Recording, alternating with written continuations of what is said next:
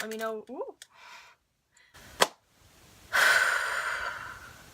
So, I want to start off saying that this video is going to be addressing self-harm and depression and all that lovely stuff. So if you are uncomfortable with talking about that or hearing about that, please click away from this video because that's kind of the whole point, obviously. So a lot of people struggle with self-harm and depression, especially nowadays. A lot of people are more open about it, but a lot of us still struggle and don't want to seek help because we're almost ashamed, because it is something that people have made us feel ashamed for. So I just want to make a short video saying all the alternative things that you can do other than self-harm when you're getting the urge or you just are in that habit, because it's a very unhealthy thing to do.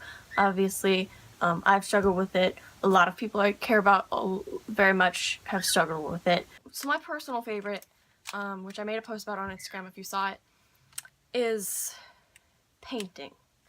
Not painting a picture like on a thing, but I will take a paintbrush and whatever color I choose and I will paint on my legs. Some people will paint on their arms, but I just feel like the legs are a bigger canvas and there's just more to do.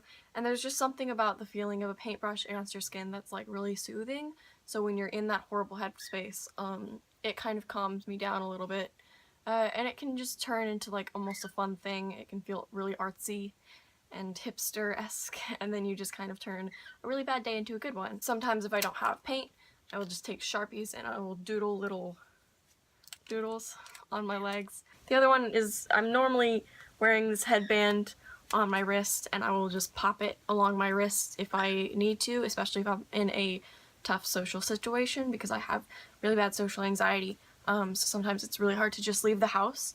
Or even if someone just comes over and is talking to me in a really calm way, I end up freaking out a little bit. So that's just an easy little habit to kind of have, just like a normal headband, like such, and just kind of pop it along your wrist. People have gotten annoyed with me doing that, but you know, it's for my health and my mental health, so they can be as annoyed as they want. I really don't care. One thing I would do a lot is I just have knives because I think they're neat, and I would just take a piece of paper and stab that piece of paper because it's actually really satisfying to just stab a piece of paper. One thing I used to do a lot, which I don't do as much, is I would take one color of Sharpie or whatever I want. Normally a marker paint is a bad idea, and I would take a white piece of paper and I would just scribble on it until the entire page was the color I chose. Like I would want to make that whole page purple or pink or whatever. A really common one is to hold ice in your hand or hold ice on your wrist. It kind of gives you the same sensation, but it's not harmful at all. And a lot of the time I've found that when I'm going to my freezer to get the ice, I calm down and I don't even need it. Like I get there and I'm like, I forgot like why I was doing this. Like this seems ridiculous now. I need to stop.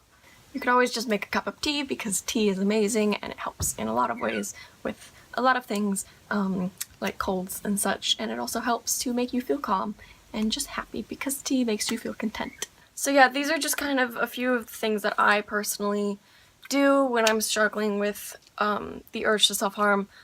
I just want to make sure that you guys are all doing well. If you ever need someone to talk to because you're just feeling completely alone, which I completely understand, my inbox on Tumblr, Instagram, everything, it's always open to you. I have all my contact information in the description below because I urge you to reach out and talk to someone rather than bottle it up and almost force yourself to feel alone, because that is what a lot of people tend to do, is that they claim, oh my god, I'm alone, but really they're just failing to reach out. Because if you reach out to enough people, or even just one specific person, it can solve a lot of problems. Let me know your ideas for alternative self-harm habits in the comments below. Let me know what kind of videos you want to see in the future, because I am completely open to making them. I hope you guys are doing really well. Please remember to stay happy and healthy and smile every day.